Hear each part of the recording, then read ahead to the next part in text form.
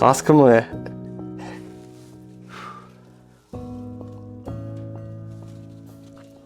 To ani nevím, jestli to přečtu. Pořád nemůžu uvěřit, že se z kluka, co bydlel kousek ode mě, se kterým jsme kolem sebe roky kroužili, stal můj partner, skvělý táta a dneska to bude už i můj manžel. Někteří nám možná nevěřili, ale my jsme se nedali a právě proto jsme dneska tady. Chtěl bych ti touto cestou říct, co všechno pro nás znamenáš. Uvědomujeme si, kolik energie vkládáš do toho, abychom se měli co nejlépe a zároveň abychom byli co nejvíce spolu. Jsi pevnou základnou naší rodiny, ve které držíš klid, lásku a zázemí.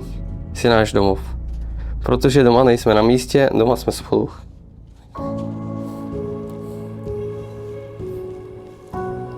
Miluji tě a těším se na tebe. S láskou tvoje naposledy, slečna Peterková.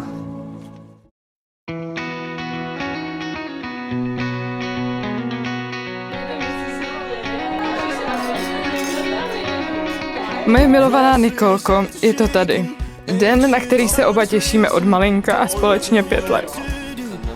Sen se plní a my dva půjdeme zanedlouho společně k oltáři a budeme právoplatně manželem.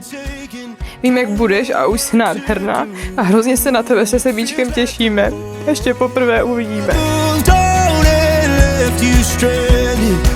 Mám husí kůži a slzy, když tohle píši. Seš to ty, ta moje vysněná pravá láska.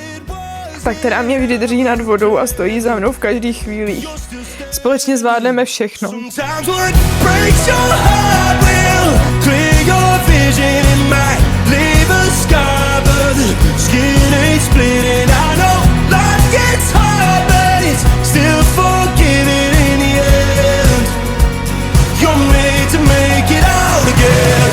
Jsem strašně rád, že jsem za ten život pochopil, že vlastně můžeš mít kamarádů kolik chceš, ale segru máš jenom jednu.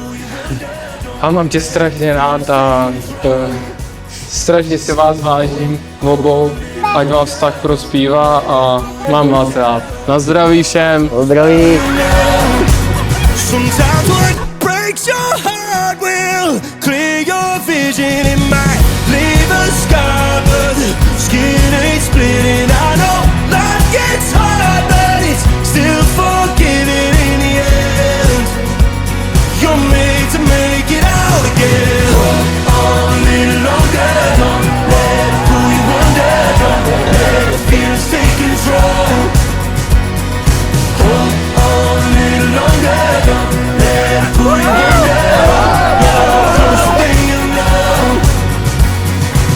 Teď jsem to právě já, kdo svou dceru nejlíp zná.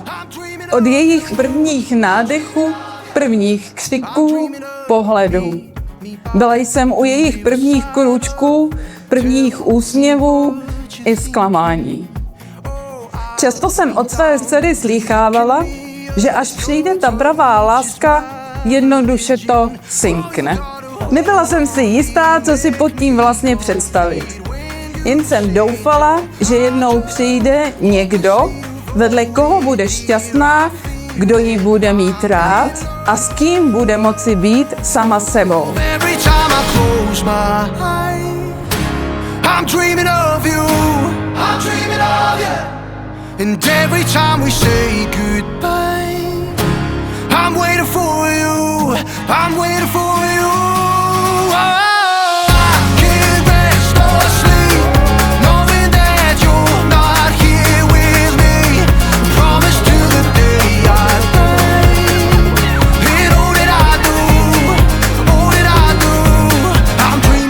Chci být po zbytek života oporou, na kterou se můžeš kdykoliv spolehnout.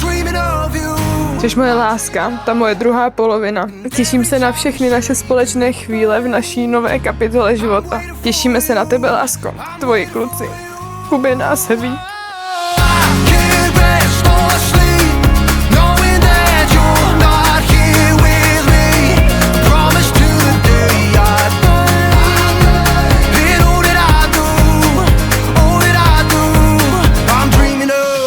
Nikolko, děkujeme ti, že jsi si vybrala právě Jakuba a oficiálně tě vítám v naší rodině. Přeji vám oběma život plný smíchu, trpělivosti a lásky.